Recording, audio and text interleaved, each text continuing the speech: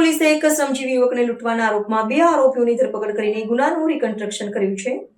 આ ગુનો એક શ્રમજીવી યુવક પર 2 દિવસ પહેલા લૂંટી લેવામાં આવ્યો હતો અને આરોપીઓ ગુનાહિત ઇતિહાસ ધરાવતા હોવાનું પોલીસે જણાવ્યું હતું। ફરિયાદી અમોલ શિરસાટ જે લિંબાયતના નંબર 1 ગલી પાસે રહે છે તે છૂટક મજૂરી કરીને પોતાના પરિવારનું ગુજરાન ચલાવે છે। ગત 2 દિવસ પહેલા સાંજે તેને લિંબાયતમાં પોતાના નગર વિસ્તારમાં રહેતા એક મિત્ર પાસેથી ₹32,500 ઉછીના લઈને ઘરે પગપાળા પરત ફર્યો હતો।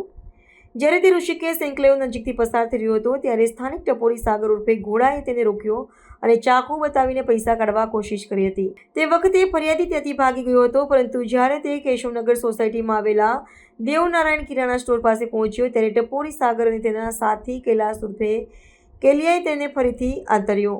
આરોપીઓએ ફરિયાદીને ગાળો આપી માર્યો અને ચાકુ બતાવીને તેની પાસેથી ₹32,500ની રોકડ લૂંટી લીધા। આરોપીઓએ ફરિયાદીને જાનથી મારી નાખવાની ધમકી પણ આપી।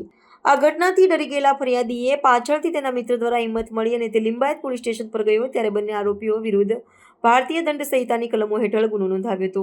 પોલીસે તરત જ કાર્યવાહી કરી અને ગણતરીના ટૂંકા સમયમાં જ બંને આરોપીઓ સાગર અને કૈલાસને ધરપકડ કર્યા। ગુનાની તપાસ પૂર્ણ કરવા માટે પોલીસે આરોપીઓને ગુનાની જગ્યાએ લઈ જઈને ઘટનાનું રિકન્સ્ટ્રક્શન પણ કરાવ્યું હતું। આજ રોજ લિંબાયત પોલીસ સ્ટેશનમાં દાખલ થયેલ લૂંટના ગુના અનુસંધાને આઈઓ સાથે રહી અને ફરી આરોપીઓએ જે જગ્યાએ ફરિયાદીશ્રીને ચપ્પુ દેખાડીને લૂંટનો ગુનાને અંજામ આપેલ તે જગ્યાએ ગુનાવાળી જગ્યાનું રિકન્સ્ટ્રક્શન પંચનામું કરવામાં આવેલું।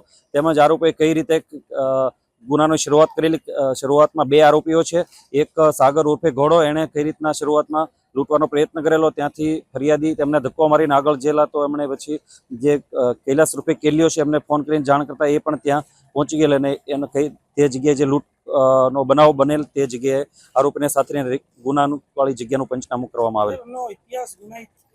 બંને આરોપીઓ રીઢા ગુનેગારો છે। અગાઉ 302 જેવા જધન્ય અપરાધમાં 2 વખત સંડોવાઈ ચૂકેલા છે। તેમજ ગુજસીટોકના આરોપીઓ પણ હોય, જેથી તેમને ગુનાવાળી જગ્યાએ લાવીને સબક શીખવાડવામાં આવેલ છે।